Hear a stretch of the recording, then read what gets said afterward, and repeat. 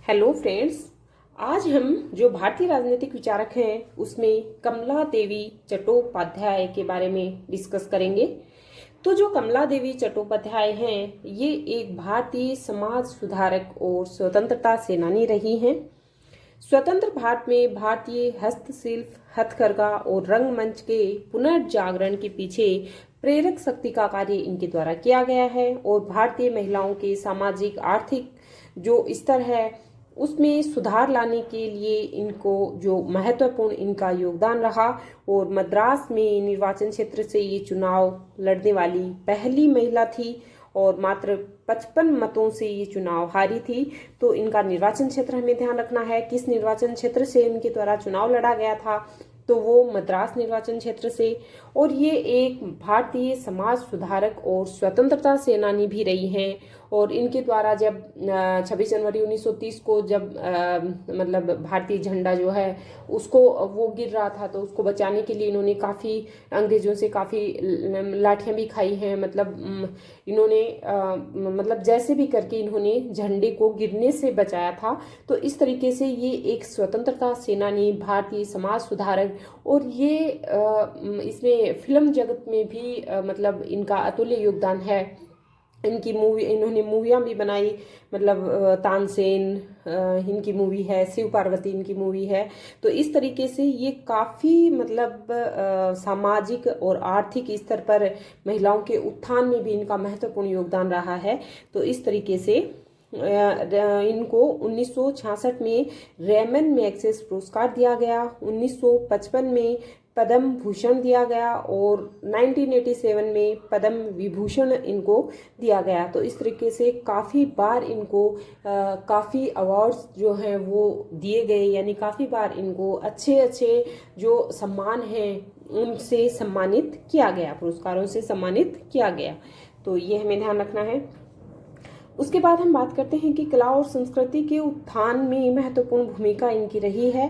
राष्ट्रीय नाट्य विद्यालय, संगीत नाट्य अकादमी, केंद्रीय कुटीर उद्योग, एम्पोरियम और भारतीय शिल्प परिषद की स्थापना में महत्वपूर्ण भूमिका रही। इन्होंने भारतीय सहकारी आंदोलन में भी महत्वपूर्ण भूमिका अदा की है। तो इतना हमें ध्यान रखना है। ये सहकारी संघवाद यानी गांवों के उत्थान से लेके इनके विचार गांधी जी से मिलते जुलते हैं। मतलब ये सहकारी संघवाद की बात करते हैं, समाजवाद की बात करती हैं और लोकतांत्रिक समाजवाद की बात करती हैं। केंद्रीय कुटीर उद्योगों जैसे एम्पोरियम, भारतीय शिल्प परिषद की स्थापना में भी इनका महत्वपूर्ण योगदान रहा है। तो इस तरीके से 1974 में उन्हें संगीत नाट्य अकादमी फेलोशिप से सम्मानित किया गया। तो ये पॉइंट हमें ध्यान रखना है, कब किया गया इनको संगीत नाट्य अकादमी फेलोशिप से सम्मानित, 1974 को। ओके। उसके बाद देखते हैं कमला देवी चट्टोपाध्याय का जन्म 3 अप्रैल 1903 को एक सारस्वत ब्राह्मण परिवार में हुआ था। इनका जन्म मैंगलोर में हुआ। इनके पिता जिला कलेक्टर थे और माता पिता की सबसे छोटी और अंतिम संतान थी। ठीक है। तो ये क्या इनका जन्म 1903 में सारस्वत ब्राह्मण परिवार में, और इससे 3 बहन भाई इनसे बड़े थी, चौथी संतान थी और सबसे छोटी थी, और जन्म इनका मैंगलोर में हुआ। इनके पिता जिला कलेक्टर थे। कमला देवी महादेव गोविंद रानडे, गोपाल कृष्ण गोखले, रमाबाई, एनी बेसेंट से प्रेरित होकर स्वदेशी राष्ट्रीय आंदोलन की ओर प्रेरित हुई थी। तो किन का प्रभाव था इनके ऊपर?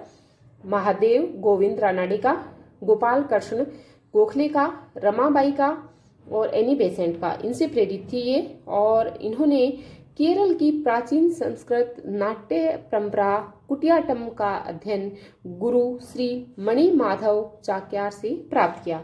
तो ये इम्पोर्टेंट फैक्ट है, ध्यान रखना है, क्योंकि आजकल जो एग्जाम में काफ़ी फैक्ट तथ्यात्मक पूछे जा रहे हैं। तो हमें ये ध्यान रखना है कि केरल की जो प्राचीन संस्कृत नाट्य परंपरा है कुटियाट्टम, उसका अध्ययन इनके द्वारा किया गया और जो अध्ययन करवाने वाले इनके गुरु थे वो कौन थे? श्री मणि माधव चाक्यार। उसके बाद 1917 में 14 साल की उम्र में ही इनकी कृष्ण राव से शादी हुई, लेकिन 2 साल बाद जो है कृष्ण राव की डेथ हो जाती है और ये विधवा हो जाती हैं। और उस समय इन्होंने विधवा विवाह का यानी पुनर्विवाह का जो है वो एक अच्छी मतलब मिसाल जो है वो रखी। और इन्होंने दूसरी शादी की किससे, हरिंद्र नाथ चट्टोपाध्याय, जो कि जो सरोजनी नायडू हैं उनके कजन ब्रदर थे। तो ये एक कवि और नाटककार थे। जो हरिंद्र नाथ चट्टोपाध्याय हैं ये एक कवि और नाटककार थे, तो इतना हमें ध्यान रखना है। उसके बाद अपनी शादी के बाद वह लंदन गई, वहां से समाजशास्त्र में डिप्लोमा प्राप्त किया। 1923 में गांधी जी से प्रभावित होकर गांधीवादी संगठन सेवा दल में शामिल हो गई और उन्हें सेवा दल के महिला संवर्ग का प्रभारी बनाया गया। और यहाँ पर उन्होंने अनेक लड़ाइयाँ और महिलाओं की भर्ती और प्रशिक्षण का कार्य किया। इन्होंने मतलब अपनी शादी के बाद ये लंदन गई, वहाँ समाजशास्त्र से इन्होंने डिप्लोमा किया। 1923 में ये गांधी जी से प्रभावित होकर गांधीवादी संगठन सेवा दल में शामिल होती हैं और उन्हें सेवा दल के महिला संवर्ग का प्रभारी बनाया जाता है।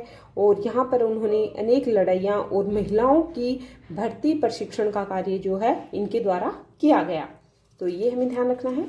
उसके बाद हम नेक्स्ट बात करते हैं, वह अखिल भारतीय महिला सम्मेलन की संस्थापक सदस्य रही और इनकी पहली आयोजन सचिव थी। AIWC में उन्होंने महिलाओं के अनेक कार्य किए। उन्होंने नई दिल्ली में lady Irwin college for home sciences का गठन किया। तो इतना ये भी हमें ध्यान रखना है कि अखिल भारतीय महिला सम्मेलन के संस्थापक सदस्य रही हैं ये, और पहली आयोजना सचिव भी बनी। AIWC में इन्होंने महिलाओं के अनेक कार्य किए हैं और नई दिल्ली में lady Irwin college for home sciences का गठन किया। तो नई दिल्ली में ये क्वेश्चन नेट में आया हुआ है कि lady Irwin college for home sciences का गठन किसके द्वारा किया गया था, तो ये किया गया था कमला देवी चट्टोपाध्याय के द्वारा। अब नेक्स्ट देखते हैं, 1930 में नमक सत्याग्रह में जो 7 सदस्यीय नेतृत्व टीम का गठन किया गया था, जिसमें 2 महिलाएं थी। पहली महिला तो कमला देवी चट्टोपाध्याय और दूसरी अवंतिका बाई गोखले। यानी जो नमक सत्याग्रह में जो 7 सदस्यीय कमेटी बनाई गई थी, नमक सत्याग्रह सब जानते हैं 1930 में हुआ था। तो इसमें जो 7 सदस्यीय कमेटी बनाई गई थी उसमें जो 2 महिलाएं भी थी, 5 पुरुष थे, 2 महिलाएं थी। 2 महिलाओं में एक तो कमला देवी चट्टोपाध्याय, दूसरी अवंतिका बाई गोखले थी। तो इस दौरान बॉम्बे उच्च न्यायालय में एक मजिस्ट्रेट से पूछा गया कि वह स्वतंत्रता नमक खरीदेंगे जो अभी तैयार हुआ है, तो ये भी ध्यान रखना है। उसके बाद इन्होंने 26 जनवरी 1930 को भारतीय तिरंगे को गिरने से बचाने के लिए संघर्ष किया था। यहाँ मतलब अंग्रेजों से इन्होंने लाठियां भी खाई थी। तो इस तरीके से इनको एक मतलब अच्छी स्वतंत्रता सेनानी के रूप में भी जाना जाता है। इनके मतलब कार्य अद्भुत थे। द्वितीय विश्व युद्ध के दौरान भारत के समर्थन के लिए उन्होंने अनेक देशों की यात्राएं की। इस दौरान बाहरी होने के कारण उन्हें कार से बाहर निकालने का भी प्रयास किया गया था। ये क्या है, जैसे कि गांधी जी को ट्रेन से बाहर फेंका गया था ना, गोरे काले के भेद से, है ना, कि काले लोगों को यहाँ बैठना अलाउ नहीं है। तो उसी तरीके से जब ये इन्होंने काफ़ी देशों की यात्राएं की थी, तो वहाँ ये अमेरिका में थी और अमेरिका में एक कार में जब ये बैठी तो वहाँ मतलब इनको रंग रूप देख के यानी इनको कार से बाहर फेंक दिया गया था कि ये तुम अंग्रेज नहीं हो। इस तरीके से इन्होंने भी काफ़ी मतलब ये सहन किया है। और उसके बाद कमला देवी को राष्ट्रीय यूनेस्को पुरस्कार जो है से भी सम्मानित किया गया। और भारतीय उपन्यासकार जो राजा राव हैं उन्होंने कमला देवी को सबसे प्रतिष्ठित महिला बताया है। तो ये क्वेश्चन भी DSSB में पूछा गया है कि राजा राव के द्वारा किस महिला को सबसे प्रतिष्ठित महिला के रूप में बताया गया, तो वो बताया गया कमला देवी चट्टोपाध्याय को। ओके, अब हम देखते हैं विभाजन के बाद शरणार्थियों के पुनर्वास के लिए उन्होंने महत्वपूर्ण भूमिका अदा की। जब भारत का विभाजन हुआ उस समय उन्होंने इसके लिए भारतीय सहकारी संघ की स्थापना की। तो भारतीय सहकारी संघ की स्थापना भी इनके द्वारा की गई। दिल्ली फरीदाबाद में शरणार्थियों की बस्ती स्थापित की। उन्होंने शरणार्थियों को घर व रोजगार दिलवाने के लिए अथक प्रयास किए। शरणार्थियों के लिए स्वस्थ व कौशल योजनाएं शुरू की। तो इनके द्वारा सहकारी संघ की स्थापना की गई। दिल्ली फरीदाबाद में शरणार्थियों की बस्ती स्थापित की। शरणार्थियों को घर और रोजगार दिलवाने के लिए अथक प्रयास इनके द्वारा किए गए हैं। और शरणार्थियों की जो स्वस्थ और कौशल योजनाएं जो हैं वो उस समय मतलब इनके द्वारा शुरू की गई। तो ये जो इनके कार्य हैं, इनको देखकर, इनके विचारों को देखकर जो हम अंदाजा लगा सकते हैं कि ये किस तरीके की महिला रही हैं, यानी हर क्षेत्र में इनका अतुल्य योगदान रहा है। तो कमला देवी बड़े उद्योगों की प्रशंसक नहीं थी, जैसा मैंने आपको बताया कि ये गांधी जी से समतुल्य रखते हुए इनके विचार थे। राम मनोहर लोहिया और नेहरू, इन सब से मिलते जुलते इनके विचार थे। और उन्होंने भारत की स्वदेशी और शिल्प को रखने और संग्रह करने के लिए शिल्प संग्रहालयों की एक श्रृंखला स्थापित की। इसमें दिल्ली में रंगमंच शिल्प संग्रहालय शामिल है। तो इन्होंने, इनके द्वारा जो है वो कई शिल्प संग्रहालयों की भी स्थापना की गई है। और जो इन्होंने स्वदेशी और शिल्प को रखने के लिए, संग्रह के लिए जो है शिल्प संग्रहालयों की एक लंबी श्रृंखला जो है इन्होंने स्थापित की है। जैसा मैंने आपको बताया था कि इनके ऊपर महादेव गोविंद रानाडे, गोपाल कृष्ण गोखले, रमाबाई और एनी बेसेंट, गांधी जी, नेहरू, राम मनोहर लोहिया, इन सबका प्रभाव जो है वो देखा जाता है। तो इस तरीके से जो है अब देखते हैं, उन्होंने फिल्मों में भी अभिनय किया। उन्होंने कन्नड़ मुख्य फिल्म बसंत सेना में काम किया 1931 में, और शूद्रक के नाटक पर जो आधारित फिल्म है ये बसंत सेना। उन्होंने हिंदी फिल्में तानसेन, शंकर पार्वती, धन्ना भगत में भी अभिनय किया है। और सरोजनी नायडू के जो इनके पति थे वो मैंने आपको पहले बताया था, हरिंद्र नाथ चट्टोपाध्याय, ये सरोजनी नायडू के कजन भाई थे। और 1939 यानी 1939 में डेनमार्क में महिला सम्मेलन में भी इन्होंने भाग लिया था। तो 1939 में डेनमार्क में महिला सम्मेलन में भाग लिया गया था इनके द्वारा। उसके बाद देखते हैं कुछ इम्पोर्टेंट फैक्ट हैं। इनकी शिक्षा क्वीन मेरी कॉलेज मद्रास में हुई। माता का नाम गिरजाबाई, पिता का नाम अनंत्या धारेश्वर, पुत्र रामकृष्ण चट्टोपाध्याय। और 1929 में बर्लिन अंतर्राष्ट्रीय महिला सम्मेलन में भाग लिया। तो ये हमें ध्यान रखना है कि इनकी शिक्षा क्वीन मेरी कॉलेज मद्रास में हुई थी, और मद्रास से ही इन्होंने चुनाव लड़ा था जो मैंने आपको बताया था, और वहाँ से ये 55 मतों से हारी थी। लेकिन मद्रास वहाँ से चुनाव लड़ने वाली ये प्रथम महिला थी, तो ये हमें ध्यान रखना है। इनकी माता का नाम गिरजाबाई था, पिता का नाम अनंत्या धारेश्वर, जो मैंने बताया कि ये जिला कलेक्टर थे। और सारस्वत ब्राह्मण परिवार में 3 अप्रैल 1903 में इनका जन्म हुआ। तो मैंने आपको बताया था कि इनका 14 वर्ष की उम्र में ही विवाह हो जाता है कृष्ण राव से। और जब कृष्ण राव की शादी के 2 वर्ष बाद ही मृत्यु हो जाती है, यानी उनकी डेथ हो जाती है, तो ये दोबारा विधवा विवाह करती हैं हरिंद्र नाथ चट्टोपाध्याय, जो सरोजनी नायडू के भाई लगते हैं रिश्तेदारी में। और ये जो इनका पुत्र है, इनका नाम रामकृष्ण चट्टोपाध्याय है। और 1929 में बर्लिन अंतर्राष्ट्रीय महिला सम्मेलन में भाग लिया इन्होंने।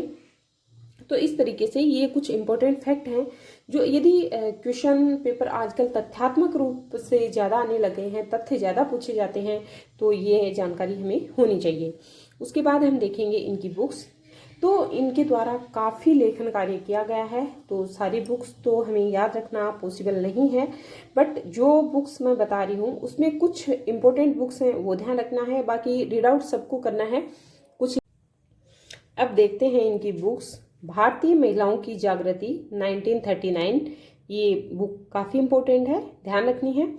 दूसरी बुक है जापान, इसकी कमजोरी और ताकत 1943। तो ये दोनों बुक एग्जाम की दृष्टि से इम्पोर्टेंट है, तो इनको ध्यान रखना है। भारतीय महिलाओं की जागृति और जापान, इसकी कमजोरी और ताकत, तो ये दोनों बुक हमें ध्यान रखनी है।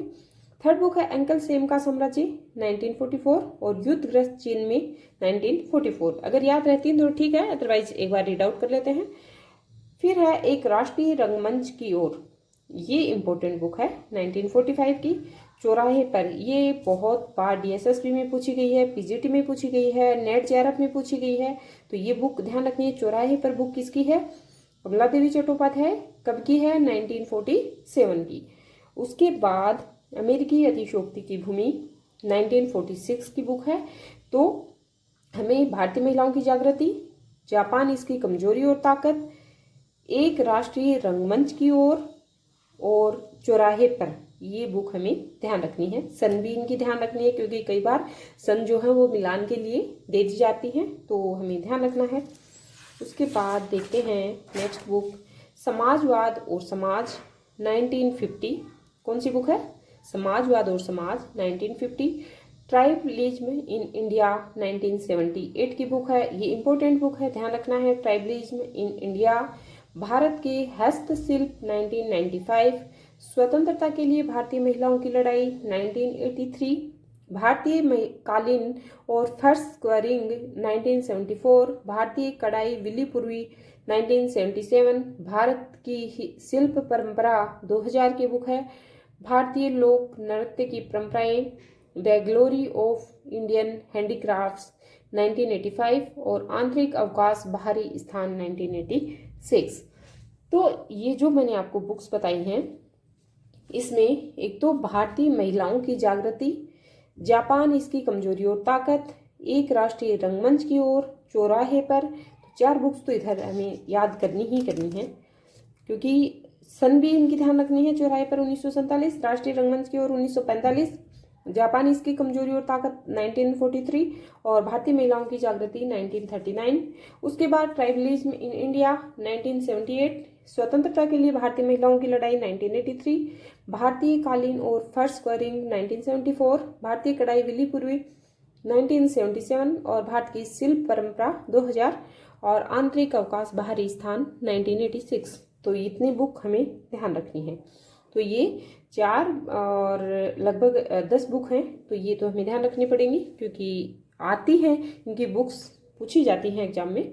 और उसके बाद हम देखेंगे जो कमला देवी चट्टोपाध्याय है, इनके ऊपर जो बुक्स लिखी गई हैं वो हम देखेंगे।